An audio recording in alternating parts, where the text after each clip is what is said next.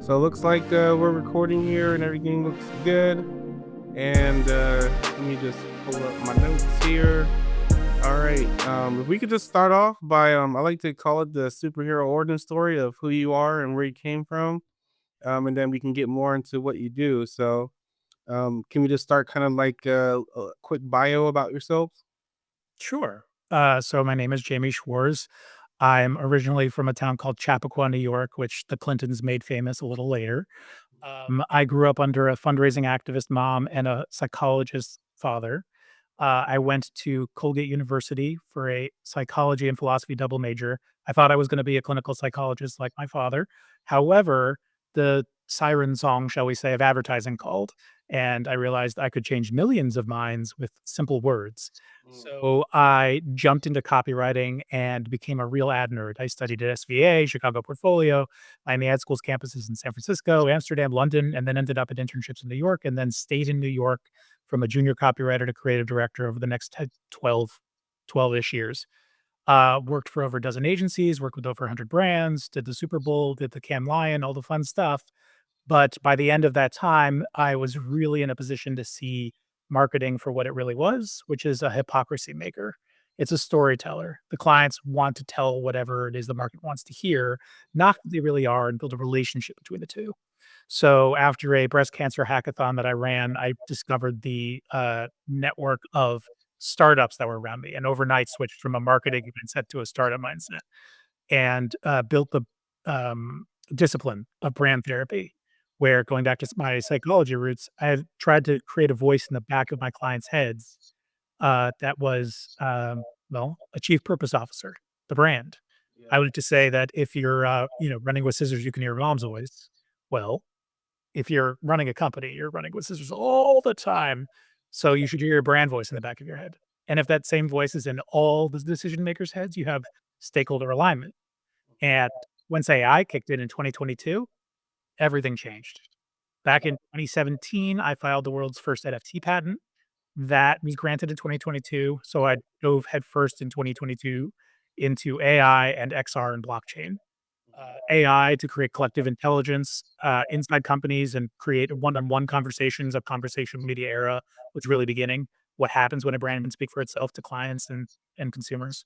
But then also with this patent, I started exploring what both the immersive and blockchain worlds could do because 2022 we'd already gone through the NFT boom and bust, $2 trillion in and out in 1 year, or about 18 months, which is just insane because there was a big promise, digital ownership, Mhm. but it just couldn't deliver by itself. So ever since Napster, we had really been in that position where, look, you don't own the media anymore. It's not a CD, it's not a vinyl, it's just stream it. So we ended up renting, was no more ownership. So I really, actually, from about 2013 on, was trying to figure out how can we re-own music again. Yeah. And for me back then, I defined that as if I'm going to buy the album, give me the splits. Let me play with it. If I own it, then it's a digital world. What does that mean? And back then, that was a decentralized idea, but there were a few startups that kind of explored it. None of them made it. But once the patent was granted, I started building out these different kinds of companies that would take advantage of the IP, the patent. And one of them's called, well, they're all called Marked, MRKD, but one's called Marked Art, and the other one's called Marked DJ. And Marked DJ is focused on the extremely complicated rights management that comes with the music space. But also the fact that, like, look, music in general is less and less instrumental and more sampling. Yeah. Most songs today are a mix of other songs. It's remixes. I mean, I think when Kendrick Lamar started, he's like, "It's a remix album. It's a remix album." Doechii, which said, like, "This is a remix album." No, it's gonna be original. No, it's a remix album. What they're all remixes. It's just a matter of, did you pay for it or not? Yeah. So I wanted to build around that.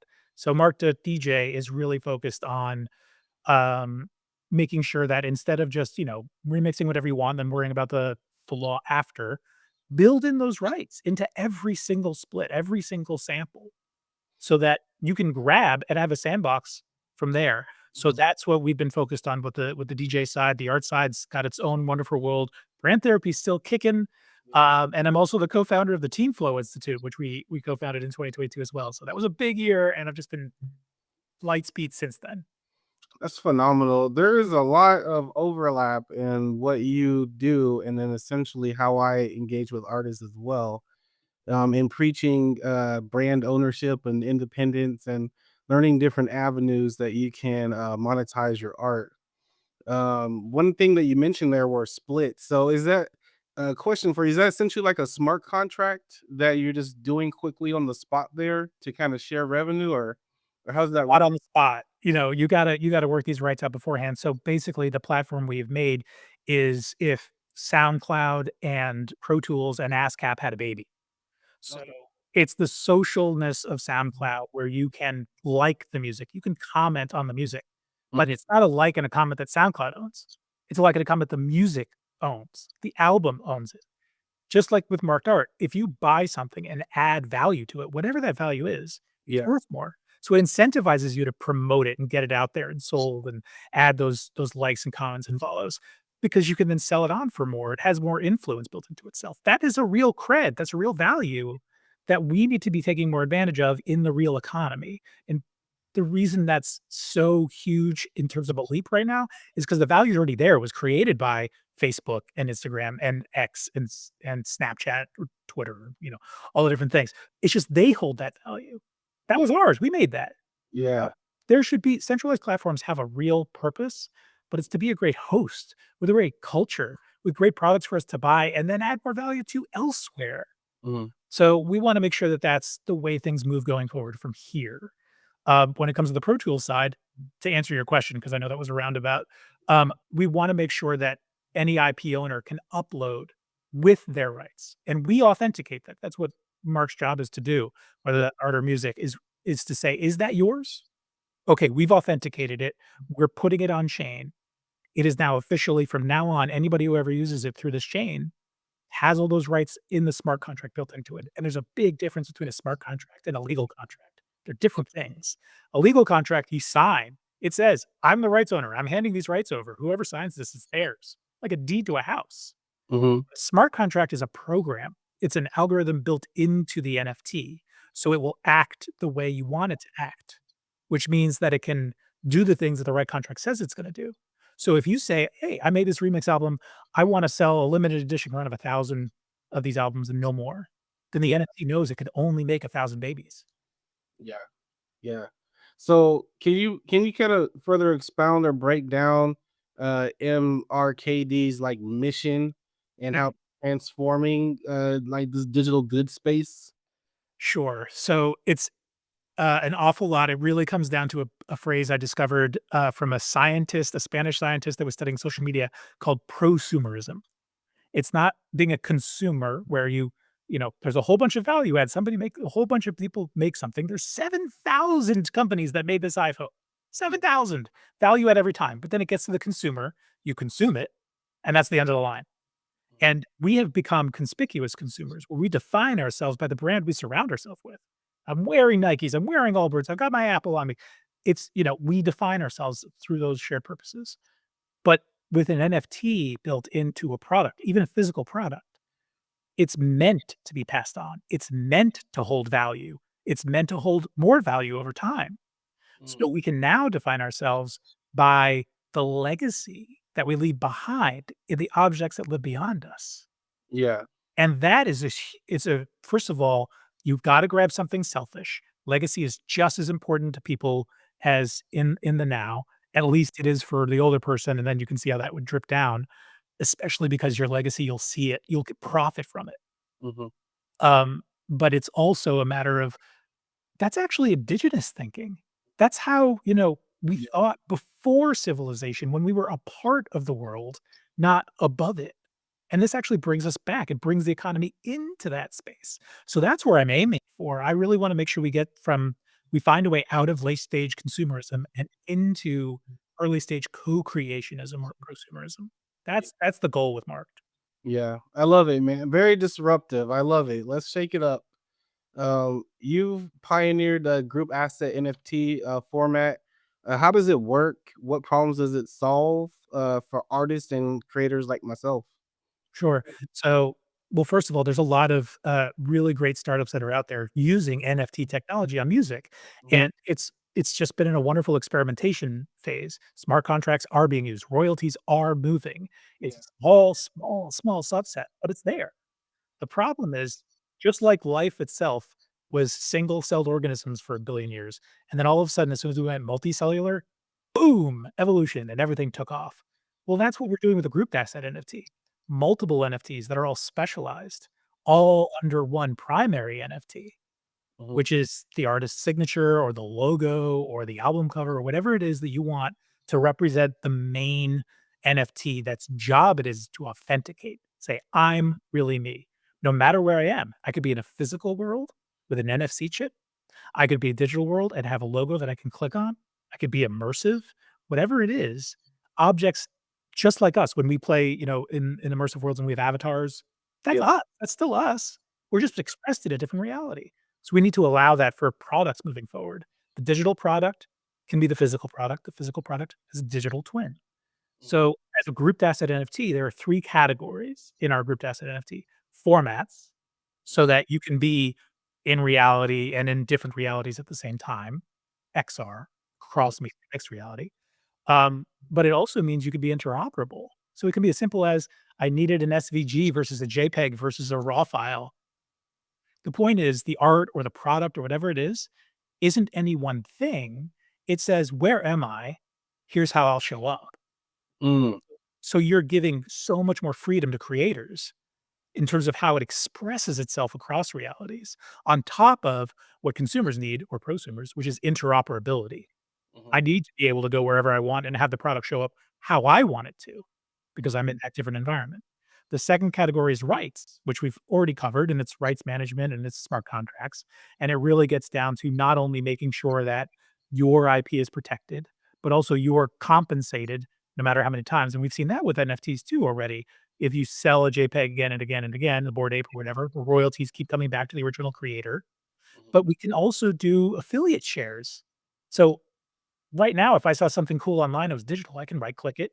Bootlegging is never gonna stop. But Mhm. if I press a share button and I keep it on chain, I could, get an affiliate fee if somebody clicks through my share to get to what they wanna purchase. Yeah. Now, all of a sudden, we decentralize the distribution system. So this isn't about, BMG and Sony saying, "We're posturing this loafer." This is about who has the album at the iPhone.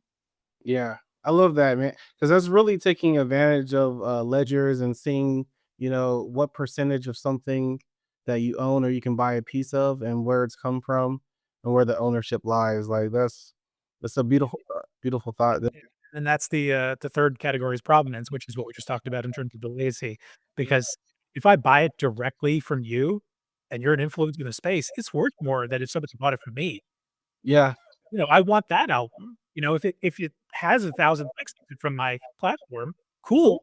If it's got a lot of followers, that means I could have a show Yeah. for this. And it also means that we can do uh multiple media recording. So if you do a remix at a party, you could live record it. Cool. Now you got this leg of that great session that somebody did. But what if you actually recorded it, all the samples, all the bits are in there, but you also spatially record?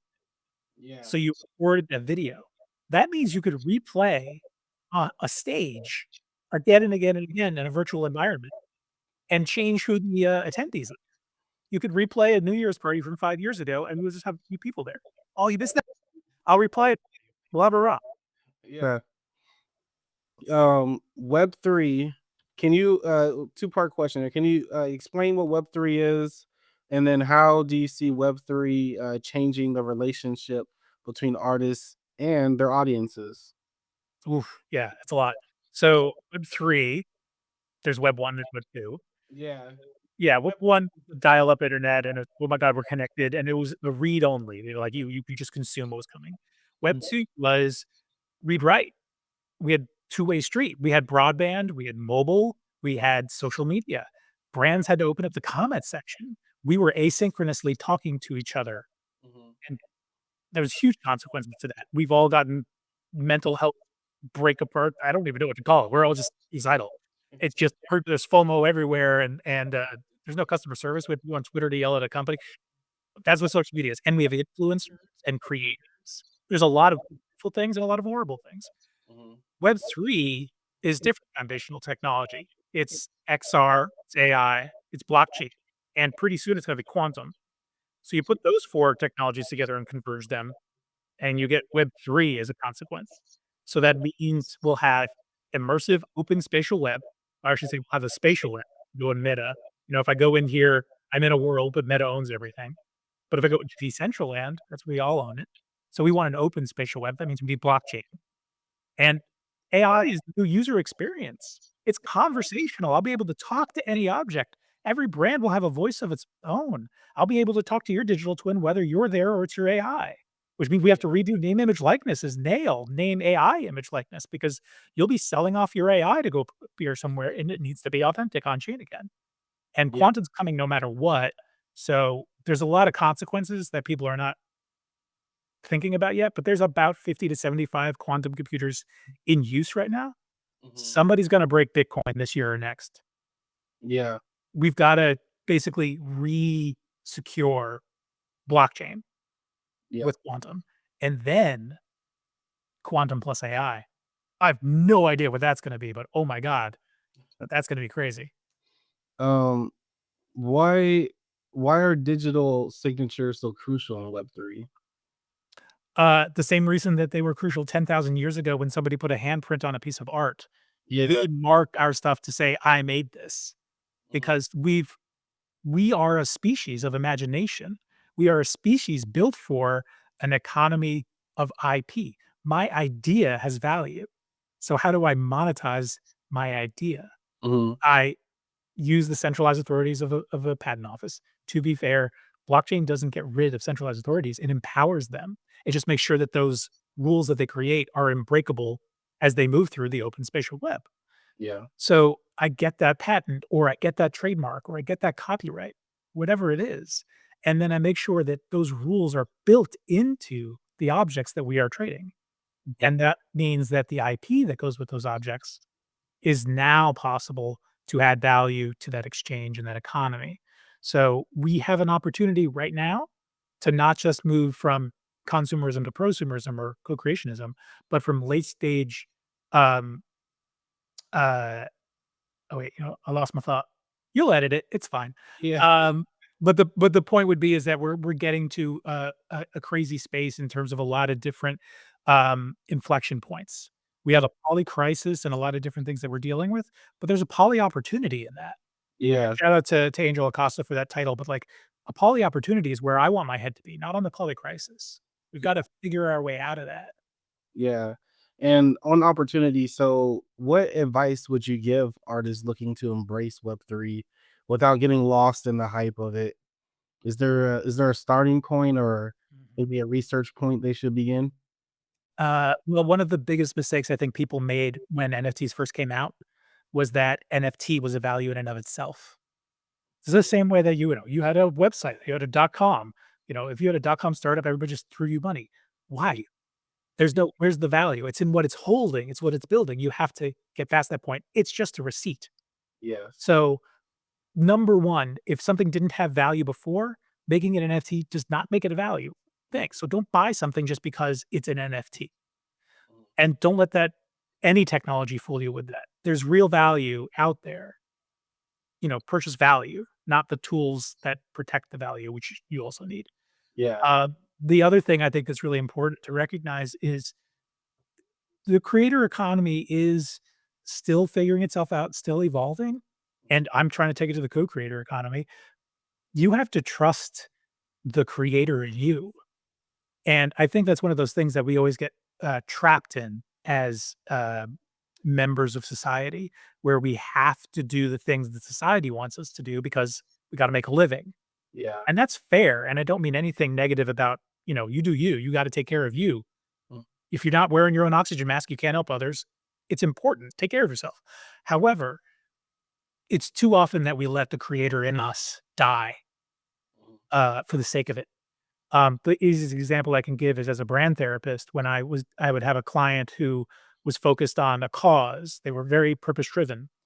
What they would end up doing is create a nonprofit for the cause. And then they would say, well, I have this business and the business will make enough money to then support the nonprofit.